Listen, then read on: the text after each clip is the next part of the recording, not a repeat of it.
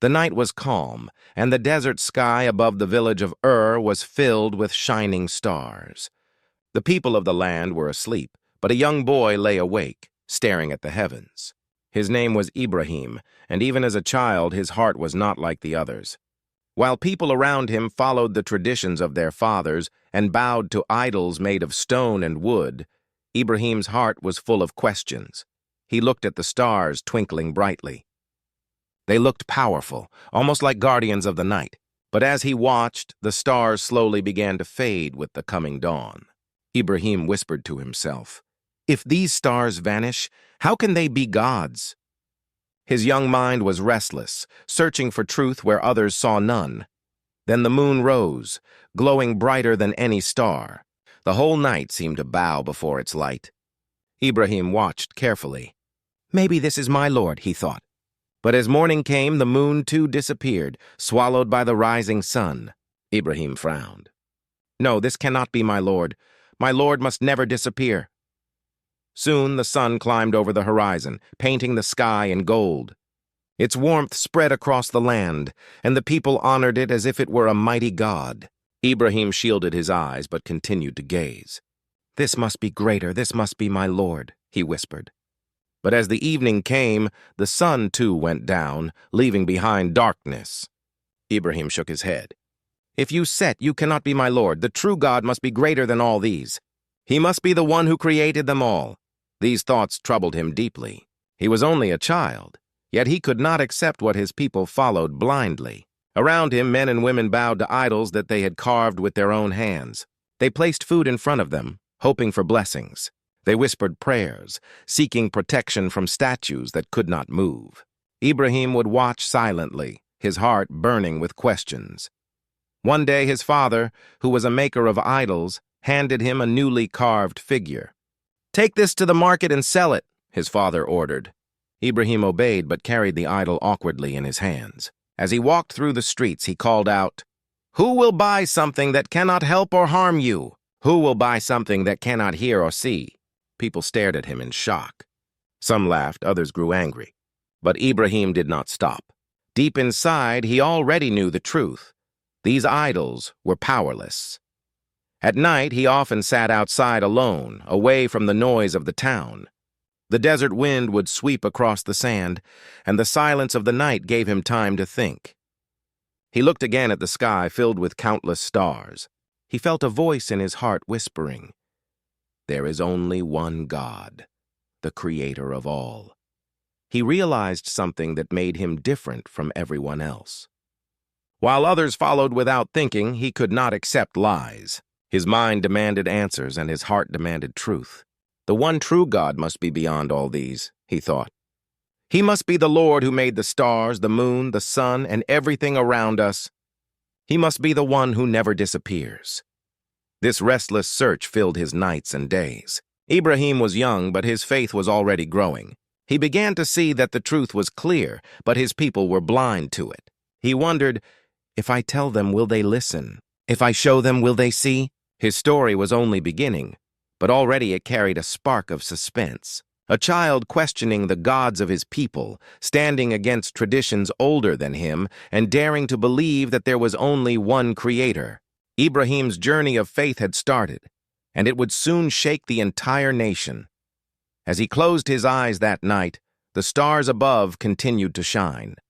But unlike before, Ibrahim no longer thought they were gods. Instead, he looked beyond them, to the Lord who had created the stars themselves. And in that moment, his heart found peace.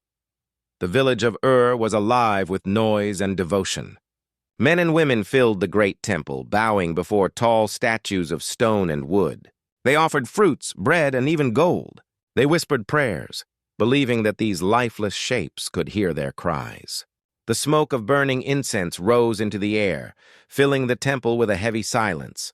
Among the crowd, Ibrahim, stood quietly.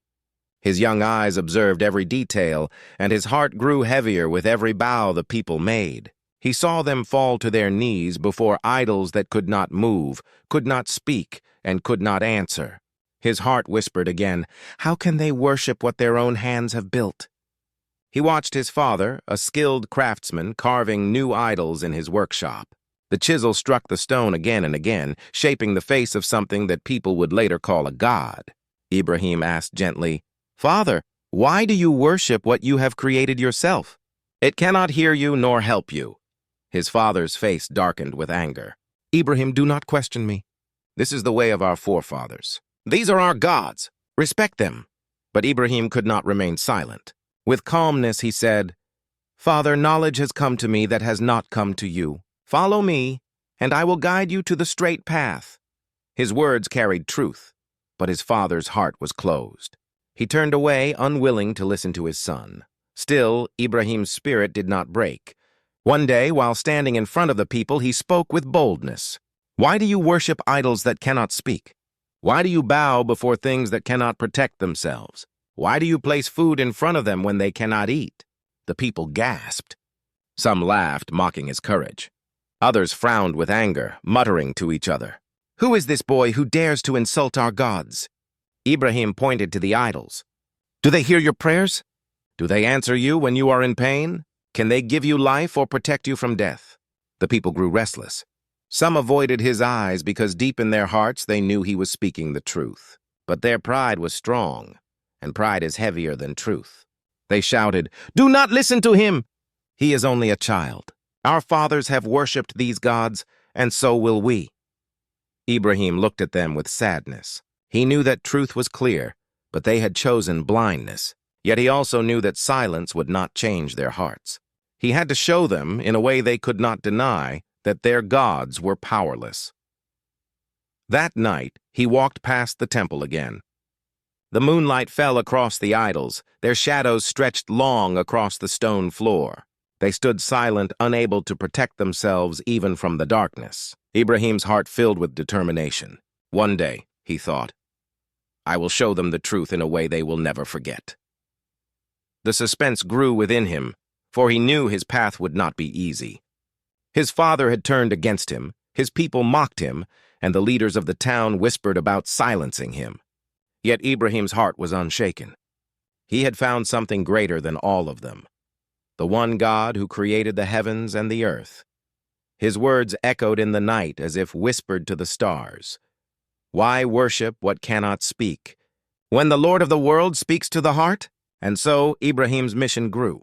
The boy who questioned the sky had now become the young man who challenged his people. A storm was coming, a test that would soon decide whether the people would open their eyes or close them forever. The day of the great festival arrived. The people of Ur, dressed in their finest clothes, laughing and singing as they left the city for celebrations outside the town. They left behind food, gifts, and offerings inside the great temple, believing their idols would bless them. The temple was silent now, filled with rows of statues, tall, short, wide, and thin, each one decorated with jewels and flowers. But in that silence, one figure entered. It was Ibrahim A.S. His heart was steady, his steps firm. He looked around at the lifeless shapes that his people worshipped. His eyes were full of both sadness and determination. He walked slowly between the idols, touching them as if testing their strength. One by one he whispered, "You cannot speak. You cannot move. You cannot protect even yourselves." Then with a sudden strike, Ibrahim raised an axe and smashed one of the idols. The sound echoed through the empty temple. Stone shattered across the floor. He struck again and again. The smaller idols fell, broken into pieces, their painted faces lying in dust. One by one, they all collapsed, powerless to defend themselves. When the dust settled, only one idol remained, the largest one, standing tall in the middle. Ibrahim placed the axe gently on its shoulder. He stepped back and looked at the scene. Every idol was destroyed except the biggest one. A faint smile touched his lips. When they return, he thought, they will see the truth with their own eyes. The next morning, the people came back from their festival. Their joy quickly turned into horror. The temple that had once stood proudly filled with idols was now full of broken pieces. Cries of anger filled the air. Who has done this? Who dared to insult our gods? They gathered together, their voices shaking with rage. It must be that young man Ibrahim. He always spoke against our gods. Soon, they dragged Ibrahim before the temple. The people surrounded him, pointing and shouting. "Was it you who destroyed our gods?" they demanded. Ibrahim looked at them calmly. He pointed toward the largest idol, the one still standing, with the axe on its shoulder. "Ask him," he said firmly. "Ask this big idol if he can speak." The people turned and stared at the idol. Their hearts skipped a beat. For a moment, silence filled the air. They knew the idol could not answer. They knew the truth, but pride chained their hearts. Some whispered among themselves, "You know they cannot speak." Others clenched their fists in anger. "How dare you mock us, Ibrahim? How dare you insult our fathers and our gods?" But Ibrahim did not back down. His voice rang through the crowd. "Do you not hear yourselves? You admit these idols cannot speak, cannot hear, cannot protect themselves. Then why do you worship them? Why do you bow before what you create with your own hands, when the creator of the heavens and the earth is the only one worthy of worship?" The crowd was restless. Some lowered their heads in shame, but most were too blinded by tradition and arrogance. Instead of listening, they shouted louder. "He must be punished. He must pay for this." The leaders of the town nodded in agreement. "Yes, let us make an example of him. Let us show everyone what happens when you insult our gods." And so, the judgment was made. Ibrahim would face a punishment that no man could survive. The people's anger was set like fire in their hearts. They thought they could destroy him. But they did not know that the fire of Allah's truth was stronger than anything they could build. The stage was set. The young man who had broken their idols would soon face the greatest test of his life. The judgment was made. The people of Ur wanted Ibrahim, A.S., to be punished. His words had shaken their pride, and his act of breaking the idols had filled them with rage. The leaders declared, "Build for him the greatest fire. Let everyone see what happens to one who dares insult our gods." The order spread quickly. Men, women, and children began gathering wood from every corner of the land. Days passed, and the pile grew higher and higher until it looked like a mountain of dry branches. The people laughed and cheered as they prepared the punishment. Their hearts were filled with hatred, but Ibrahim's heart was calm. He knew Allah was with him. When the fire was lit, flames roared into the sky. The heat was so strong that even standing far away, people could feel it burn their skin. The smoke rose like a dark cloud, covering the sky above the city. No one had ever seen a fire so massive. Birds that flew over it fell dead from the heat. The crowd gathered around, shouting and celebrating. "Now let us throw Ibrahim into it. Let our gods take revenge!" But the fire was too dangerous to approach. No man could walk close enough to throw him in. So they built a great catapult, something they had never used before, just to cast Ibrahim into the flames from a distance. Ibrahim was tied with ropes. His hands and feet were bound. The people dragged him to the catapult, laughing and mocking him. "Where is your God now, Ibrahim? Will he save you?" But Ibrahim's lips were calm.